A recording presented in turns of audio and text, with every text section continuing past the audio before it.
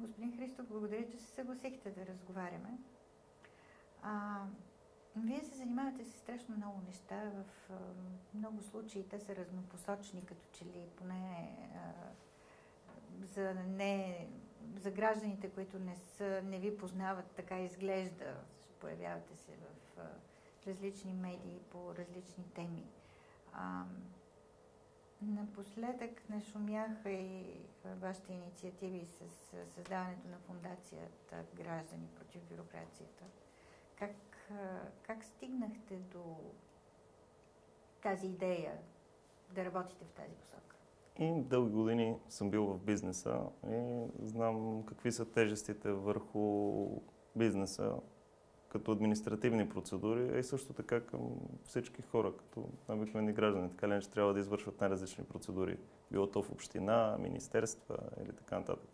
Много често това е свързано с огромна консумация на хартия. Нещо, което не води до устойчиво развитие на планетата. Първото, което е. Второ, загубата на време. Хората въобще не се замислят, че това реално е най-ценният актив, с който разполагат. И като че ли не им пречи някой друг да им губим времето. И всъщност целта на нещото, което правим, е с времето да успеем да оптимизираме административните процедури. Например, определена процедура изисква 3 документа. Ако може да стане нещо на една бланка или с по-малко документи, това чисто технически се извършва под формата на инициативи и контакти с отделните администрации. Някои неща се получават под формата на законопроекти.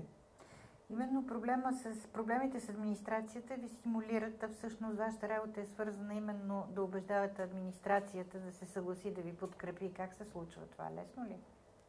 Въпрос на лични контакти и човек да може наистина да ги убеди. В крайна сметка там работят хора, които използват същите услуги. Те по същия начин се чувстват ощетени от това, че тяхното време е загубено. Да, но като че ли все още не е надживяно у нас онова съзнание, че бюрокрацията не е за да служи на хората, а по-скоро обратното. Как смятате, че може да се преодолее това? Това може да се преодолее единствено и само с оптимизация на целия процес. Първо, закъсняхме с електронното правителство. Това можеше да се случи още преди много години. Изляха се стотици милиони в нещо, което се прави на парче и днес работи, но утре с друг проект няма как да бъде интегрирано. То просто е абсолютно неприложимо. Другото, което е, администрацията говори се постоянно за оптимизация, намаляване на щатната бройка. Всяка една година се увеличава.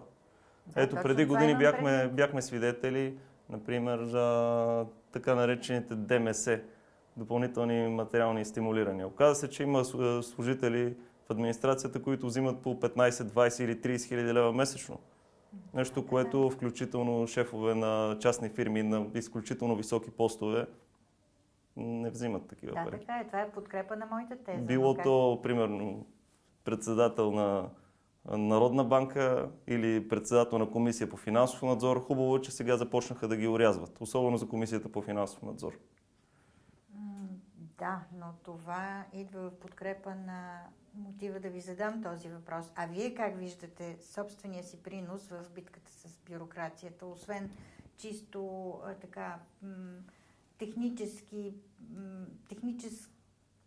способ чрез писар да предоставите на гражданите възможността да ползват бланки и формуляри, които да облегчат тях? Начините са две. Първо, процесът е свързан с даване на гласност на проблеми, които трябва да се решат. Без да се даде гласност, проблемите много често са неясни, дори че съществуват.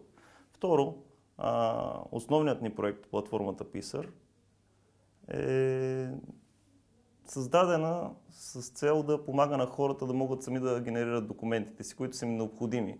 Като целта е вътре да опишем абсолютно всички процедури, какво е необходимо, така че да отидат подготвени в билото община, данъчна администрация, съд или така нататък. Да отидат с необходимите документи на куп и да си свършат работата веднага, защото когато са подготвени, няма да загубят това време. Но в много случаи това, което вие целите, е свързано с законодателни промени. Това не се постига никак лесно. Не се постига лесно, но не е невъзможно. Работиме съвместно с други организации. Нещата не са чак толкова зле. Има хората в парламента, една част от тях знаем за техния морал. Но в крайна сметка наблюдавам, че има и хора, които имат своите морални качества, достоинства и така нататък. И вие работите именно благодарение на тях. Започват да се отсяват. Факт е, че има, примерно, едни хора, които са в 10 поредни парламента и работят депутати. Те никога не са работили нищо друго. Умеят единствено и само да владеят процедурите за вкаране на законопроект, между изслушванията, да се направи това и това, но те не водят до нищо добро. Но в крайна сметка, от време на време влизат и хора, които имат качества. Така че има и желание за промяна. Може с времето. Трудно е наистина, но ние като граждани трябва да подкрепяме този процес, да даваме гласност.